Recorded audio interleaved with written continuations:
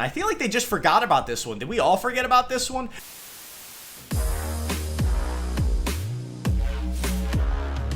Brand new ban list prediction. I gotta tell you, we are calling it right now for the month of August. We've been kept waiting. It might have been intentional. It might have been a smart choice on the part of Konami, and we'll talk about that as we go through things. But without further ado, let's dive on in. And the first thing that I want to talk about is how them waiting may really benefit in how hard some of these dominant decks actually end up getting hit. The first thing I'm talking about is Flamebridge getting banned. And honestly, last time, if you had asked me a month ago at the top of July if I thought this card was getting banned, I said I hope so, but I don't think so.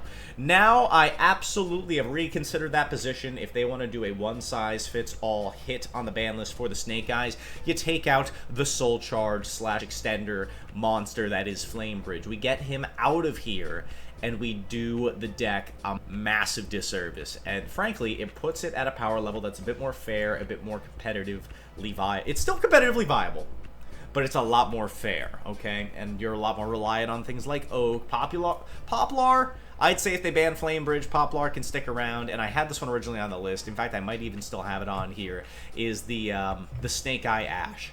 If they did these two in tandem, I would probably go as far to say that's a little bit overkill. But I think if they do their job properly, we're going to see Flamebridge banned. And there's one final thing I'd like to add in about this, because there are some menace decks that are still going to come out and use the reprinted fire support cards when Bonfire gets reprinted, when Wanted gets reprinted, when Diabol Star gets reprinted.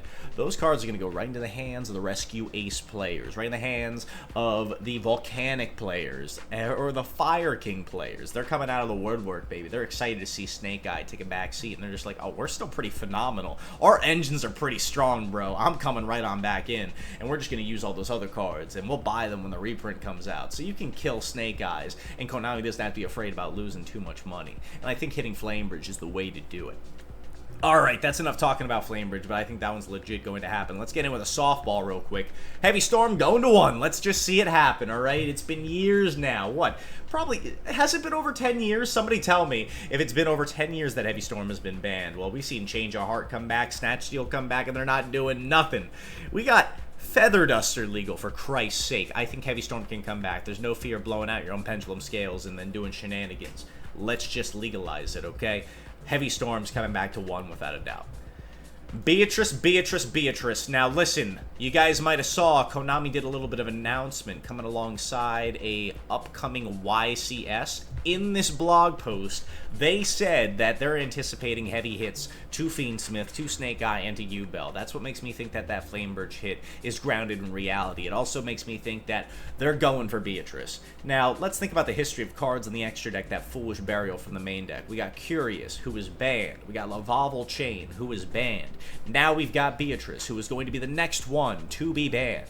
Is that thanks to the Fiendsmith deck? I could argue that maybe this would have happened sooner. There's always been degeneracy enabled by Beatrice. It's just easier than ever to make rank 6s. So yes, I think Beatrice is going to be banned. I think that's how they indirectly hit the Fiendsmith deck. Okay, moving on. The next one I want to talk about is Eva. So this goes right in tandem with the banning of Beatrice. As soon as she gets out of here, Eva can come back. Eva can come back, no issue. No ifs, ands, or buts about it. The time has come to legalize it.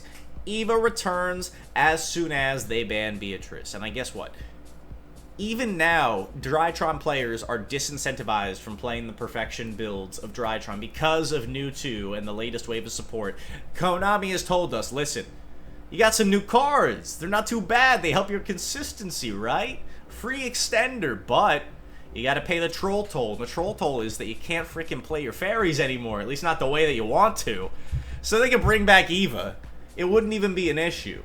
But then you really have to decide between if I want to play the Perfection or Ultimateness build of Drytron with my orange lights and putting up the big boss monster, or if I rather play the machine-centric Drytron build and go in for Dad or for the Secret Village line or any of the other combos that we've shown so far that the new support incentivizes. So yes, I think they can bring back Eva, and I don't even think it'd be that divisive. Nor would it do anything competitively. Let's put it like that. Alright, on to the next one. Appo's getting banned. I already said this back in July, and I still think it holds true. They made their money in Rarity Collection. Let's get this card out of here. 4 negates. 4 negates. Man. The clickbait Trift titles are going to cry when this card gets banned, because it's going to be hard to rack up that tally of total end board negates without Appo providing you 3 to 4 of them. Yeah, she's getting banned. Alright, Nightmare Throne to 1. I think that Nightmare Throne is going to go to 1. Do I think this is going to happen immediately? No, I don't. I actually don't even think this is going to happen on the August list. This is a big situation where Konami still got to make their money on it. They're going to have to reprint Nightmare Throne before they go straight after it. Either it or the Phantom of Yubel. They've got a lot more money to make off of those cards, so I don't think they're putting this to 1 yet. But I do think they are eventually going to. It's the easiest way to hit the engine. Instead, what I think they're going to do for the Yubel deck, and this is a suggestion that honestly made so much sense to me when it was explained, ban Shavara! This is an Unchained card, and it's a pretty objectively broken Unchained card. That's what makes Yama so ridiculous in the extra deck. And honestly, if you want to taper off the power level of Yubel, well, you of course want to hit the Fiendsmith a little bit, but also taking out the Shavara is the way to do it. You remove one more pop from the equation. It makes the deck infinitely more fair. So banning Shavara, Konami, no skin off their nose, it makes a lot of sense to do it. Alright, moving on. Fenrir to 1. I feel like they just forgot about this one. Did we all forget about this one? Nah, dude, Kashtira cards are still pretty good. So I think that Fenrir going to 1 just kind of makes sense. They've reprinted it a few times at this point. The engine is still super duper strong. Yeah, I think it needs to get hit. Am I wrong on this? Is it not doing enough? Let me know. Sanctifier, get him out of here. Let's ban it. Let's give Brandon what they deserve. Let's put this guy on the ban list. He's honestly should have been there a while ago. Gimmick Puppet Lock is ridiculous. Don't say ban the puppet, because that doesn't get rid of the whole problem. You've got other monsters that you can do it with. Things like Ra's Disciple. No thank you. Let's just get Albion, the Sanctifier, out of here. Oh, Bestial Magnamut? How about not, dude? Let's absolutely ban Magnamut. This card has been around for too long. At 1, Saki 1 of status, absolutely not. This is the only hit I have on here for Tenpai. We already talked about this back in July, and I think the point still stands that Magnamut gives too much advantage in and of itself and needs to go. Alright, call by to 2. We've got some insane, highly powered hand traps coming out. Molchummy is here, and then the next one, the name of which I can't remember, but is just even better than Molchummy, is coming out in a few months. We're going to need some call buys for that one, Chief. Here in the TCG, yes please, we love our combo decks. Let's get call buy back up to 2 so we don't feel like absolutely choking ourselves out when we're dealing with the equivalent of Max C being dropped up to twice per turn. Oh, you're normal summoning? Yeah, I'm going to draw for that. Oh, you're summoning from deck? Yeah, I'm going to draw for that. Get out of town. No thank you. Please give me the freaking call buy back, at least to 2 copies. Moving on, talking about the skill drain, it's going to 1. This is another thing we already said in July. The point still stands. This is also how you indirectly hit Runick. Someone was asking about Fountain going to 1, perhaps. My friend, Brahim, made a great point about maybe putting Hugin to 0 and making it so Fountain has to be hard drawn. So if you're still a Runick stun player, you can play the deck, but you have to see the Fountain. Makes the deck infinitely worse, but I think more likely is that we're just going to see the skill drain go to 1 that indirectly hits the Runick decks. It also checks some of the trap decks that are really relying on skill drain for some degeneracy. It also checks Snake Eye too, which was siding this thing and then sending it for cost.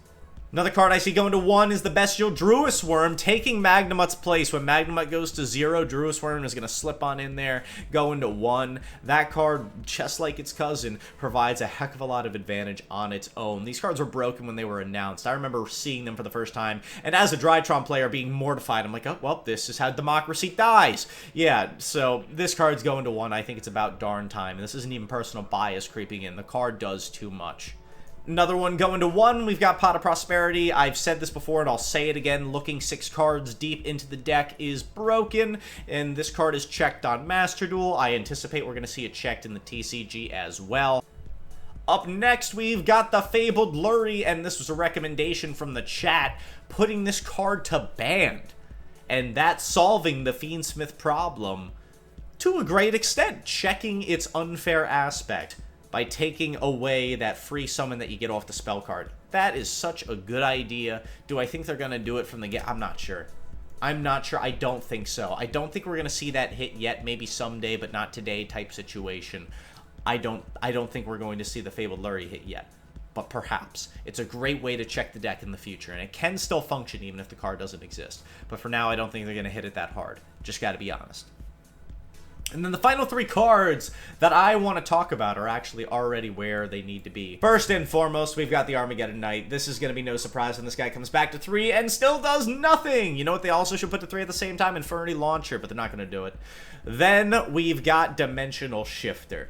Now, there's a very specific reason why I wanted to talk about this card staying at 3. The reason why they are not going to hit Dimension Shifter, at least in my opinion, is because of the Malice deck. The Malice deck is coming right around the corner, and that deck is banish-centric. They love banishing cards. It's what they want to do. So they're going to want to keep Dimensional Shifter around as indirect support for that deck. And maybe someday when they're chipping away at the Malice deck, because it's absolutely broken, they're going to chip away at the Dimensional Shifter at the exact same time. That's my prediction on that front. And then finally, we've got Pankratops. Yeah, I can see them walking him off entirely. Maybe he sees some additional play in side decks. It's still a very cool card. Pank is not only Dino support, but this is generic going second side deckable card right here. Phenomenal. Great at popping floodgates. It's an anti-skill drain card, which we're ironically also saying is going to 1. I think Pankratops can come back to 3, though. This card is phenomenal. Alright, everybody, that's what I think we could see happen in the next August ban list. If you agree with me, let me know, but that's all I got today. Logan JYA signing off. Have a great day, and I'll see you beautiful people later. Peace.